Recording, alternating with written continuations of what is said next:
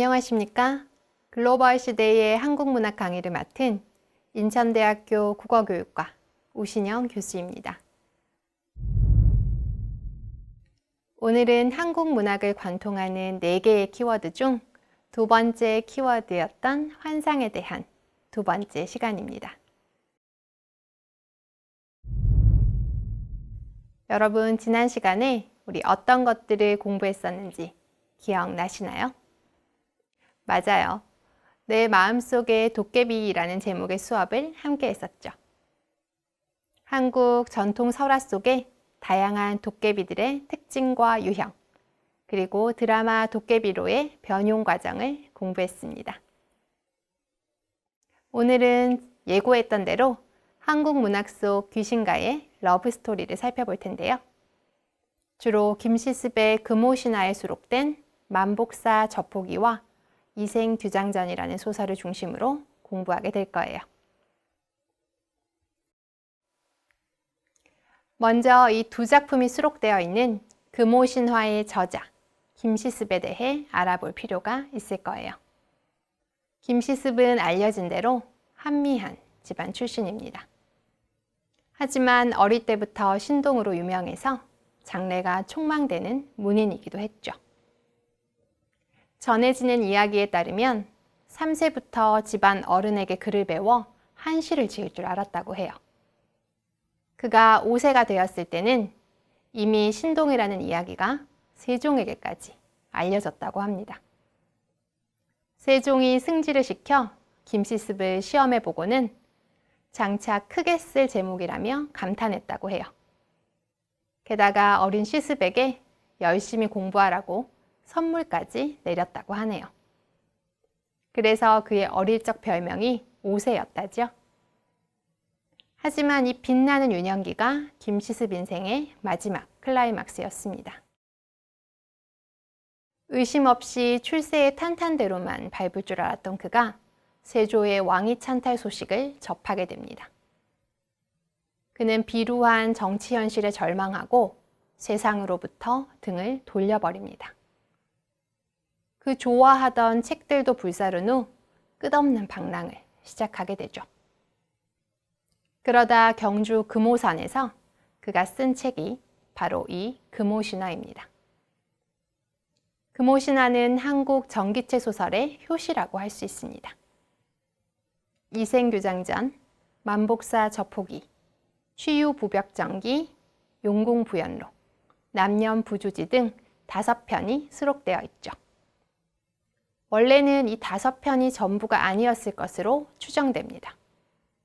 하지만 너무나 아쉽게도 현재는 이 5편밖에 전해지지 않고 있어요. 그마저도 국내에는 필사본밖에 남아있지 않답니다. 금오신화의 매력 포인트는 첫째, 주인공들이 선하고 아름답고 유능한 제자가인이라는 점. 둘째, 문장이 시적이고 아름답다는 점. 셋째, 신비로운 세계를 그린다는 점에서 중국 소설, 전등신화의 영향이 암시된다는 점 등입니다. 김시습이라는 야인의 행색을 한 시대의 천재가 남긴 조선 판타지 소설이라고도 할 수 있죠. 그러니 이 책에는 김시습이 평생을 품고 살았던 쓸쓸한 방외인 의식, 즉 지배체제의 반발에 이념적으로 이단을 추구하는 이들의 고뇌가 짙게 묻어있을 수밖에 없을 겁니다. 이러한 방외인 의식을 담은 작품군을 방외인 문학이라고 하는데요. 모두들 고등학교 때 들어보신 적은 있으시죠? 대개 조선시대 상류층의 삶은 탄탄한 경제적 기반 위에서 문학적 소양을 쌓은 후 관계로 진출하는 것이 일반적이었습니다. 모든 사대부 가문들 자손들의 일반적인 삶의 루트였죠. 하지만 이런 평범한 삶의 양태를 벗어나 반체제적 삶을 영위하며 사대부적 생활 질서를 부정한 이들이 바로 방외인입니다. 그들은 대체로 사회적 진출을 하지 못하고 방랑과 비판으로 일생을 보냈습니다. 물론 그러한 그들의 방랑과 비판은 문학 작품을 통해 고뇌의 토로와 해소로 이어졌습니다. 이러한 방해의 문학의 성격은 오늘 살펴볼 만복사 저포기 속 시에서도 절절히 드러납니다.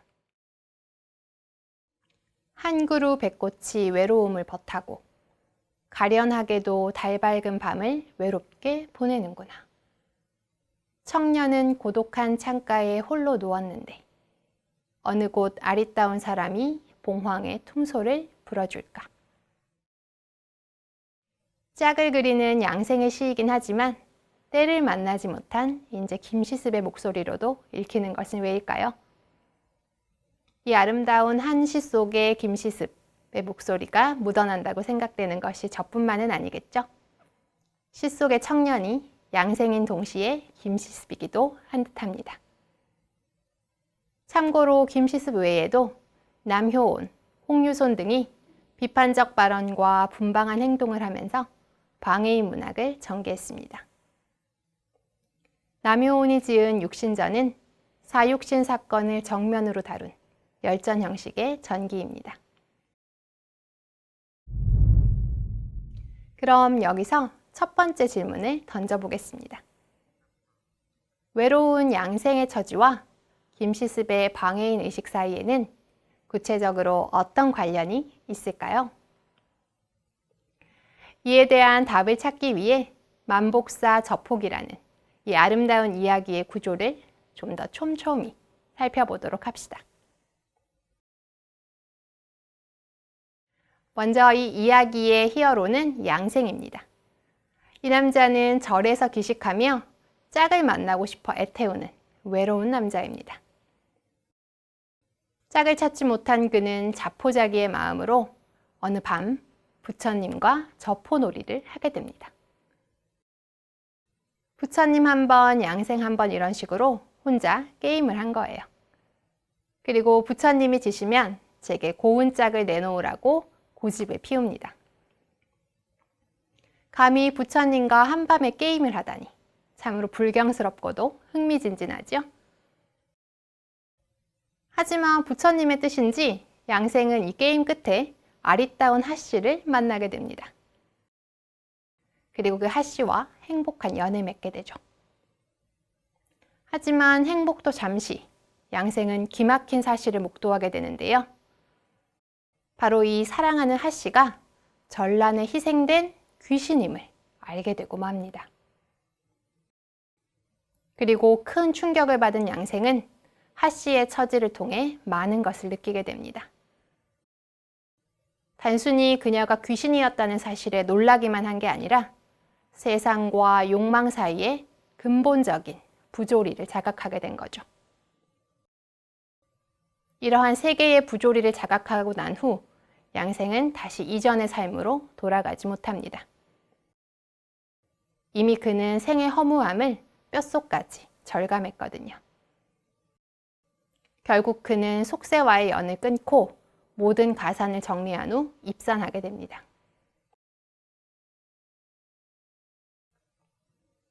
이 소설 속에 보면 양생과 귀신 하씨가 나누는 사랑의 대화 중 인상 깊은 대목이 있습니다.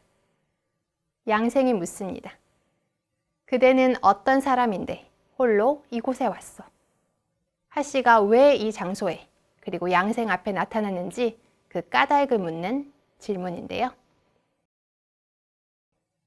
그때 하씨가 하는 답변이 의미심장합니다. 저도 역시 사람입니다. 무엇을 의아해 하시나요? 그대는 좋은 짝만 얻으면 되지요. 그렇지 않으면 일이 어그러질 수도 있습니다. 하씨는 자신도 사람이라고 말합니다. 비록 억울한 세상을 만나 자신의 욕망을 펼치지 못하고 귀신이 되었지만 피와 살, 구체적인 감정과 욕망이 있는 여인이라는 것이지요. 소설의 결말에서도 하씨의 말은 깊은 울림을 줍니다. 양생은 하씨가 귀신인 것을 알게 된 후 그녀를 위해 제를 올려줍니다. 참으로 마음씨가 고운 남자이지요. 그리고 자신이 한 사랑에 대해 책임을 지는 남자입니다. 이런 멋진 양생에게 귀신 하씨는 공중에서 응답합니다. 낭군이 빌어주신 덕택에 저는 이미 다른 나라에서 남자의 몸으로 다시 태어났습니다. 비록 저승이 이승으로 격리되었다고 하여도 깊이 감사하고 흠모합니다. 여기서 우리는 두 번째 질문을 던져볼 수밖에 없습니다. 도대체 왜 하씨는 다른 나라에서, 그것도 남자의 몸으로 태어났을까요? 그 까닭을 추론해 볼까요? 아마 하씨는 여인의 몸으로 고통스러운 전란의 소용돌이 속에서 죽어간 자신의 신세를 한탄했을 것입니다. 그래서 아예 다음 생에서는 다른 나라, 그리고 다른 몸을 선택한 것은 아닐까요? 이 하씨의 선택 뒤에는 당대의 현실에 대한 김시습의 환멸과 절망이 짙게 묻어납니다. 그럼 이 작품의 특징을 세 가지로 정리해 보겠습니다. 첫째, 귀신과 사람의 애정을 그린 다른 명혼담과 유사하게 명혼을 매개로 한 남성 주인공의 소망 성취를 다룬다는 점입니다. 둘째, 일반적인 애정 명혼담에서 남성 주인공들은 명혼 이후 불우한 상황을 벗어납니다. 이에 비해 양생은 오히려 자신이 가진 얼마 되지 않는 전답을 팔아 귀신 하씨를 위한 제를 올려주죠. 매우 인간적인 모습이 엿보입니다. 셋째, 제를 올려준 후 양생이 지리산으로 들어가 약초를 캐며 사는 은둔의 삶을 선택한다는 점입니다. 여기서 현실을 버린 양생이라는 인물과 작가 김시습 사이에 깊은 상동성이 감지됩니다. 결국 하씨와의 사랑은 양생의 삶을 그 근본부터 송두리째 바꾸어 놓습니다. 노총각 양생은 정절을 목숨보다 중요한 것으로 강요하는 현실의 부조리를 자각합니다. 바로 사랑을 통해 귀신 하씨의 목소리와 인간적 호소를 경청했기 때문입니다. 그래서 짝을 만나지 못하는 자신의 처지와 버려진 귀신 하씨와의 상동성을 자각하게 됩니다. 귀신과의 만남이라는 어찌 보면 가장 비현실적인 사태가 되려 현실을 자각하게 한다니 참으로 아이러니한 설정이지요. 그럼 이번에는 또 다른 작품인 이생규장전으로 넘어가 보겠습니다. 이 이야기는 만남과 사랑, 이별과 재회, 또 다른 이별과 귀신과의 사랑이라는 복잡한 단계로 이루어져 있습니다. 첫 번째 부분은 하이틴 로맨스를 방불케 하는 달달한 에피소드인데요. 선비 이생이 담장안의 규수, 최랑과 연애하는 단계입니다. 이 두 청춘 남녀는 엄한 부모의 눈을 피해 발랄한 연애를 이어갑니다. 그리고 이를 반대하던 부모를 천신만고 끝에 설득하여 혼인에도 극적으로 성공합니다. 여기서 끝났다면 그냥 평범한 해피엔딩의 연애담이었겠죠?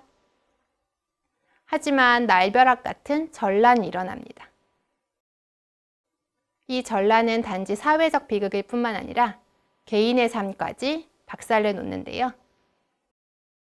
이 전란으로 인해 두 사람은 이별하고 전란 중에 정절을 지키려 자결한 최랑이 영혼의 형태로 돌아옵니다. 귀신이 된 최랑과 이생이 활약하다 다시 최랑이 저승으로 돌아가면서 그제서야 끝나는 긴 이야기입니다. 이생규장전 속 최랑의 말을 좀 들어볼까요? 저는 본디 양가의 딸입니다.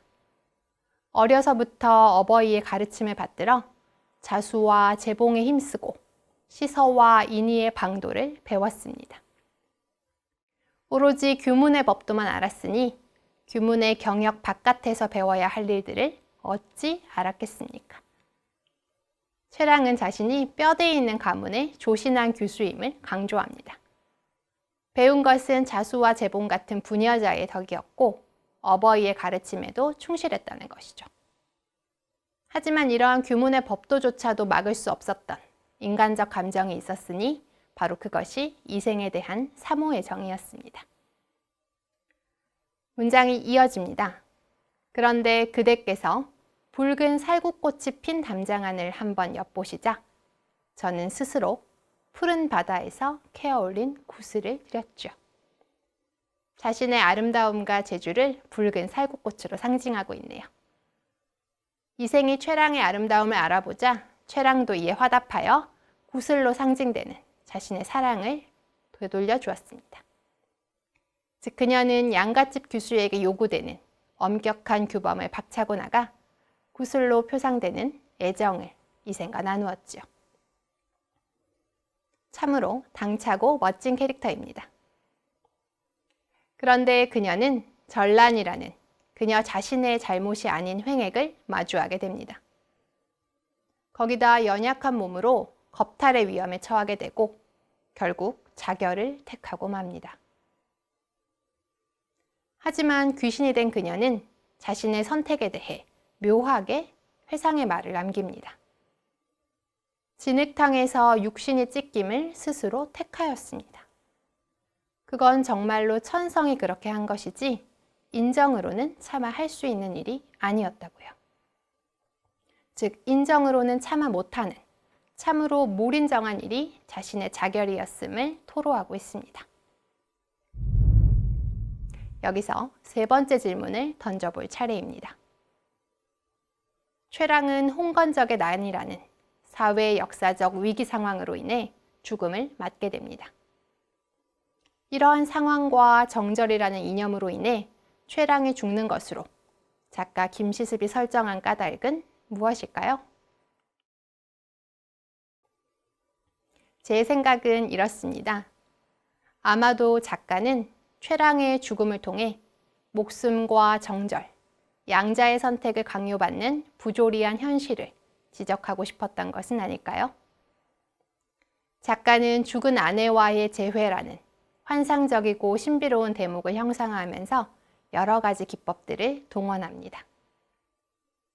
그래서 이들의 밀회와 사랑이 환상임을 암시하면서 이 환상적 사건을 통해 현실에서는 이룰 수 없는 그들의 욕망을 해소시키고 있습니다. 당위적인 사랑과 욕망을 가로막는 현실 질서의 질곡, 그리고 당대의 유가적 이념의 질곡 때문에 표면화하기 어려웠던 최랑의 내밀한 욕망을 환상의 형태로 구체화한다고 해석할 수 있겠죠. 최랑은 자신의 절사를 천성, 즉 절의의 실행이라 하면서도 인정으로는 못하는 일이라 칭합니다. 절의를 택한 자신의 선택 결과를 비참하게 묘사하는 대목을 한번 보실까요? 썩은 창자, 들판에 던져진 해골, 널려진 간과 쓸개, 이런 섬뜩한 표현들이 등장합니다. 즉 최랑의 고백은 중세적 이념과 현실 간의 부조리를 부각시키고 있다고 해석할 수 있습니다. 문제는 이 작품이 최랑의 죽음에서 바로 끝나지 않는다는 점입니다. 죽은 최랑은 다시 아리따운 귀신의 모습으로 돌아와 남편 이생과 애정을 나눕니다. 이들의 애정은 얼마나 지극했는지 친척의 길흉사 조문과 같은 당대의 양반이라면 당연히 지켜야 하는 예의와 범절조차도 가뿐하게 넘어서 버립니다. 집 문을 걸어 잠그고 오직 서로에게만 집중합니다. 사회적 관념이나 책임, 심지어는 죽음마저도 넘어서는 절대 가치로서의 애정이 강조되고 있는 것입니다. 김시습의 로맨티스트로서의 면모도 엿보이는 대목입니다. 방금 언급된 작품들 외에도 동아시아 문화권 속에는 귀신과의 연애담들이 제법 다양합니다.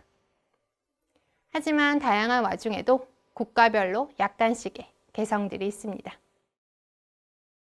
가령 한국과 일본의 귀신 연애담에서는 애욕이 중요한 서사의 계기입니다. 이러한 공통점에도 불구하고 한국의 이야기에서는 언어를 통한 약속과 그 성취가 더 중시됩니다. 일본의 이야기에서는 불교와 토속신앙이 서로 용납할 수 없는 상대편의 이질성을 이류나 요괴 등으로 다루는 경우가 많습니다. 한편 중국의 귀신 연애담에서는 귀신이 외려 인간보다 더 인간적인 이류로 형상화되기도 합니다. 가장 잘 알려진 요제지이의 경우 이류와 인간이 서로 적응하는 과정을 드러냅니다. 요제지이는 중국 청초에 나온 문어체의 괴이 소설집인데요. 모든 작품이 신선, 여우, 유령, 귀신, 도깨비에 관한 이야기입니다. 흥미가 동하시죠? 특히 요괴와 인간 간의 교정을 중심으로 전개되는 사랑 이야기가 듬뿍 있습니다. 괴이의 세계와 인간의 세계가 교착된 아름다운 세계가 그려지고 현실주의 문학에서는 맛볼 수 없는 독특한 향취가 풍깁니다.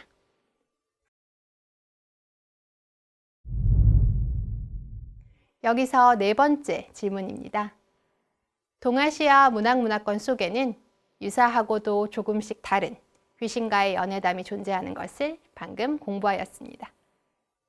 그렇다면 이러한 유사성과 차이성은 도대체 왜 발생하였을까요? 제 생각은 이렇습니다. 고대 중국의 설화에서 이류는 인간적인 요소를 갖추고자 인간에게 접근합니다. 반면 오히려 인간이 이들에게 비정한 모습을 보입니다.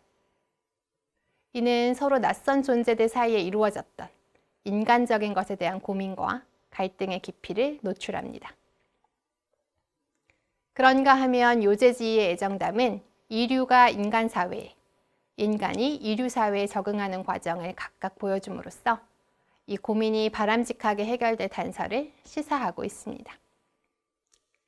말하자면 고대 중국의 이류는 애정을 포함한 인간과의 교류 전반에 걸쳐 등장하고 있으며 인간적인 것에 대한 탐구가 중국 공동체 전체에 결부된 문제였음을 추론할 수 있습니다. 그런데 고대 한국과 일본의 이류는 애욕을 서사의 계기로 삼으면서 또 한편으로는 각국의 문화사적 관심사를 시사합니다. 일본의 경우 불교와 토속신앙이 서로 용납할 수 없는 상대편의 이질성을 이류나 요괴 등으로 취급했습니다.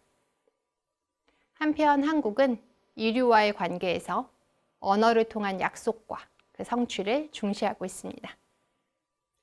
그러니 이러한 공통점과 차이점들은 고대의 한국과 일본, 그리고 중국이 서로 다른 방향에서 각자 인간적인 요소를 모색했던 성과로 평가할 수 있겠죠. 오늘 배운 내용을 정리해 볼까요? 오늘은 김시습의 소설 만복사 저포기와 이생교장전을 통해 한국 문학 속 귀신과의 절절한 러브 스토리들을 엿보았습니다. 다음 시간에는 한국 문학을 관통하는 세 번째 키워드, 한에 대해서 공부해 보겠습니다. 주로 진달래꽃과 신부 등의 시를 다루게 되니 미리 예습해 와도 좋습니다. 오늘 강의는 여기까지입니다.